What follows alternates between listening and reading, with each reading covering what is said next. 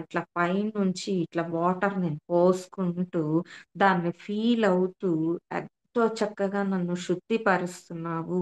ఈ వాటర్‌కి నేను కృతజ్ఞతలు. I'm very thankful to you అని చెప్పి, నేనట్లా వాటర్ ఇలా పోసుకుంటూ, మంచిగా ఫీల్ అవుతూ పోసుకోవడం స్టార్ట్ చేశా.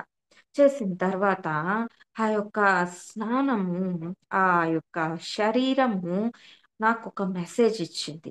ఒక ఇన్నర్ మెసేజ్ ఒచ్చింది. అదేంటో చెప్తాను చూడండి. మరి నేనిట్లా స్నానం చేస్తూ ఉన్నా. రోజు ఎందుకు చేయాలి నేను స్నానం అని క్వెషన్ వేయడం జరిగింది. క్వెషన్ వేసినప్పుడు నాకొచ్చిన ఆన్సర్ ఏంటో తెలుసా అండి?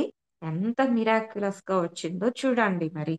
సో, మరి హిమాలయాస్‌లో యోగులుంటారు. వాళ్ళు మరి రోజు స్నానాలు చేస్తున్నారా? చెయ్యట్లే కదా! వాళ్ళు ఆ స్నానం చెయ్యకపోయినా వాళ్ళలా వెళ్తూ ఉన్నారంటే, సుగంధ పరిమళాలొస్తూ ఉంటాయి.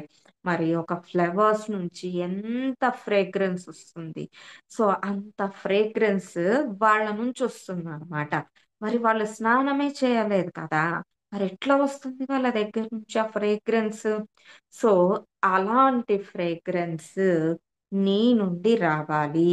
ఇదే నేనిచ్చే మెసేజ్ నీకు అని ఆ స్నానం చేసేటప్పుడు ఆ యొక్క శరీరం ఇచ్చింది నాకొక మెసేజ్. సో, మన నుంచి మన కర్మ శరీరం ఏదైతే ఉందో, ఆ బ్లాకేజెస్ అన్నిటిని మనం ఎప్పుడైతే వర్కౌట్ చేసుకుంటూ ఉంటామో, మన శరీరం నుంచి కూడా అలాంటి సుగంధ పరిమళాలు వస్తాయి. సో, ఈ కర్మ శరీరం మనం ఒక బాత్రూమ్‌కి వెళ్తాం చూడండి. మనము చిరాకుగా చెప్తాం దానిని. కానీ డైజెస్టివ్ సిస్టమ్ ఎంత బాగా వర్కౌట్ అయితే కదా! మనకి అంత హ్యాపీగా ఫ్రీ మోషన్ అయ్యేది. మరి అక్కడ నుంచి కూడా సుగంధ పరిమళాలొస్తాయట. మన కర్మలు కరిగిపోయినప్పుడు వస్తాయంట. సో, ఆ శరీరము నాకిచ్చిన వండర్‌ఫుల్ మెసేజ్ అన్నమాట. సో, స్నానం చెయ్యని స్థితికి నువ్వు ఎదగాలి. నీ శరీరం నుంచి కూడా అలా సుగంధ పరిమళాలు వస్తాయి. నువ్వు నిన్ను ప్రేమించుకుంటూ ఉంటే అని చెప్పి ఒక ఇన్నర్ మెసేజ్ అనేది రావడం జరిగిందండి.